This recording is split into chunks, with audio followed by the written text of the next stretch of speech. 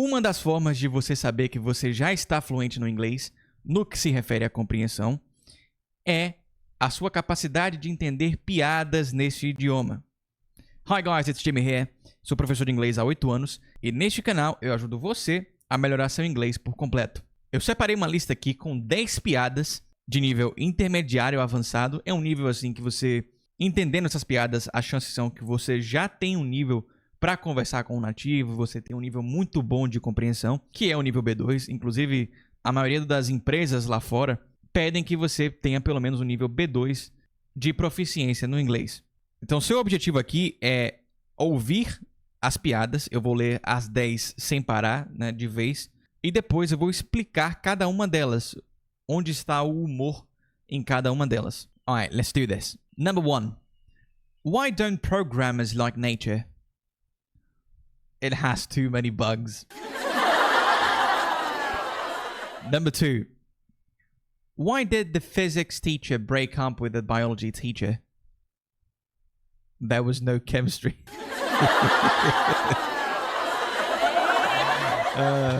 Number 3. What do you call a group of musical whales? An orchestra. Number 4. Why did the Scarecrow become a successful politician? Because he was outstanding in his field. Okay. Number 5. Why don't mathematicians sunbathe? Because they prefer to stay in the shade. What do you call a factory that makes okay products? A satisfactory. Number 7. Why did the coffee file a police report? It got mugged. 8. Why don't skeletons fight each other? Because they don't have the guts.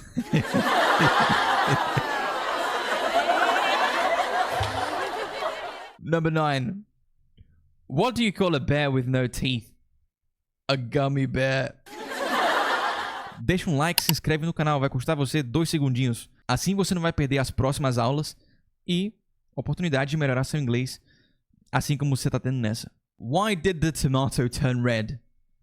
Because it saw the salad dressing. Ok. Tá, agora vamos às explicações. Comenta aqui embaixo quantas piadas você conseguiu entender das 10 que eu falei. Eu não quero saber quantas fizeram você rir, mas sim quantas você conseguiu entender o humor que estava ali. Num jogo de palavras, no trocadilho, e qual você achou a mais engraçada. Beleza? Vamos lá. Number 1. Why don't programmers like nature? It has too many bugs. O humor aqui consiste na ambiguidade da palavra bugs. Por quê? Ele está falando por que programadores não gostam da natureza. Porque tem muitos bugs. Aqui é bug de sistema de programação e bug de inseto. A palavra bug está sendo utilizada aqui nesse jogo de palavras. Inclusive, a origem da palavra bug como um erro, algo que é considerado um problema que aconteceu num código de programação, no computador, sei lá, é porque antigamente os programadores achavam que realmente um inseto tivesse entrado e devastado o sistema, destruído o sistema. Então, por isso que eles utilizam a palavra bug. E realmente, quando eles abriram o computador para analisar o que estava acontecendo, o que estava causando aquele mau funcionamento, era um inseto, como é que chama aquele que parece uma borboleta? Mariposa. Era uma mariposa, uma moth. E aí, eles tiraram e consertaram lá a máquina. Mas muita gente não sabe disso. Segunda piada. Por que que o professor de física terminou com a professora de biologia? Porque não tinha química. There was no chemistry. Então, mais uma vez, o jogo aqui entre química, a matéria, e química de sentimento, de conexão. Legal. Number 3. What do you call a group of musical whales? An orchestra. Tá, essa aqui é uma piada errada, né? Na verdade. É engraçadinha, mas é errada. Porque ele tá perguntando como a gente chama um grupo de baleias musicais. Só que orcas não são baleias. No senso comum, elas são baleias, mas Orcas são, na verdade, golfinhos. Então, o correto aqui seria dizer: What do you call a group of dolphins? An orchestra. Aí estaria mais correto. E aí tem o jogo de palavras entre orquestra e orca, o animal. Why did the scarecrow become a successful politician? Aqui tem uma palavra que talvez muitos de vocês não conheçam, que é scarecrow. Scarecrow é aquele espantalho que fica lá para proteger as plantações. Então, a pergunta é: por que o espantalho se tornou um político de sucesso? E nessa piada tem um jogo de palavras com outstanding. De out, he was out, de lá fora, do lado de fora. Standing, em pé, parado, né? In his field, no seu campo, na sua plantação. E outstanding é um adjetivo que significa amazing, incrível. Alisson Becker had an outstanding performance last night. Ontem teve PSG contra Liverpool e Alisson pegou demais. Então, ele teve uma performance incrível. Então, aqui temos a ambiguidade entre outstanding, lá fora, em pé, e outstanding, de ser muito bom na sua área. Nesse caso, na sua área de trabalho. Number 5. Why don't mathematicians sunbathe? Por que os matemáticos não tomam banho de sol, não tomam sol? Outro jogo de palavras. E nesse caso aqui é referente à palavra shade. Shade. Shade significa sombra. Então, por que eles não tomam banho de sol? Porque eles preferem ficar na sombra. Só que a sombra aqui também pode se referir à sombra nas figuras geométricas, nos gráficos, naquelas áreas sombreadas, dos problemas que os matemáticos gostam de resolver. Então, os matemáticos não tomam banho de sol porque eles preferem ficar na sombra dos problemas, no sentido de resolvendo problemas que tem aquele sombreado. Às vezes é um triângulo que tem uma parte sombreada e você tem que calcular a área, ou o perímetro de uma figura geométrica dentro de outra e de outra. Então, essa aqui é a ideia do shade aqui. Ué, Jimmy, mas sombra não era shadow?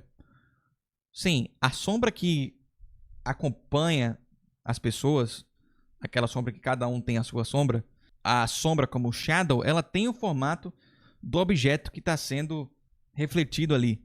Em contrapartida, a shade, que também significa sombra, está mais relacionada à área da sombra que algum objeto fez, mas não necessariamente ela vai ter a forma daquele objeto. E ela está mais relacionada ao frescor, à comodidade que aquela sombra causa. Number 6. Alguns de vocês podem não conhecer, mas fabric não é a palavra para fábrica, tá? Fabric significa tecido. Factory é a palavra para fábrica. Então, como é que você chama uma palavra que faz produtos ok? Satisfactory. Satisfactory é a palavra que a gente usa para satisfatório.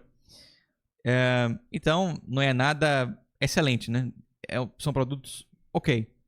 O jogo de palavra tá aí. É insatisfatório e fábrica. Number 7. Why did the coffee file a police report? To file a report significa fazer um BO. Tá? To file a police report é fazer um BO. Então, por que o café fez um BO, fez um boletim de ocorrência? Porque ele foi roubado. It got mugged. Só que o jogo de palavras aqui é em mugged. Você ser mugged quer dizer que você foi assaltado, você foi roubado. Só que mug também significa caneca. This is a mug. Então, já que se trata de um café, it got mugged, quer dizer que ele foi colocado numa caneca. E também dá o sentido de que ele foi roubado. Então fica nesse jogo de palavras, nessa ambiguidade de mugged. Number 8. Why don't skeletons fight each other? Por que os esqueletos não lutam uns contra os outros? Because they don't have the guts. Porque eles não têm as vísceras.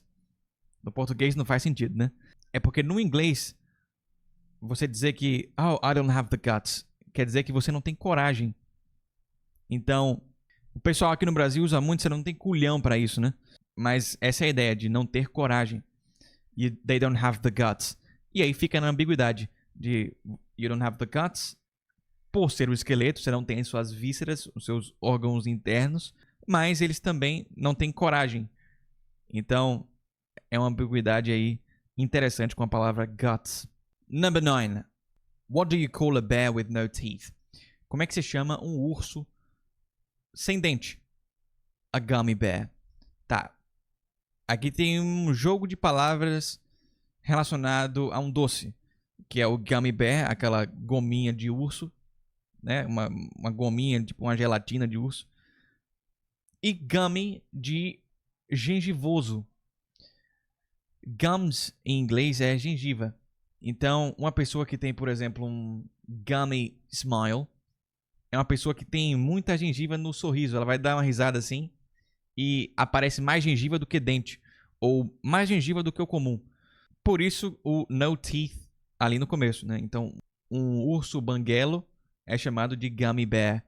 Aí o jogo fica entre gummy bear, o doce, e um urso gengivudo, gengivudo, não sei como é que chama.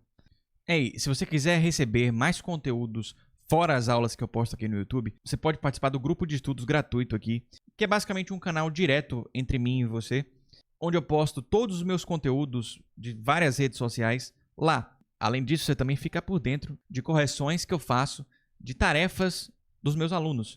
Então você pode estar aprendendo com os erros deles também.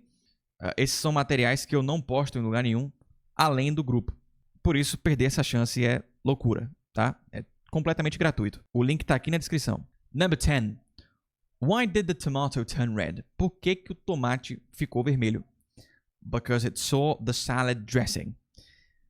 Aqui a ambiguidade está na palavra dressing.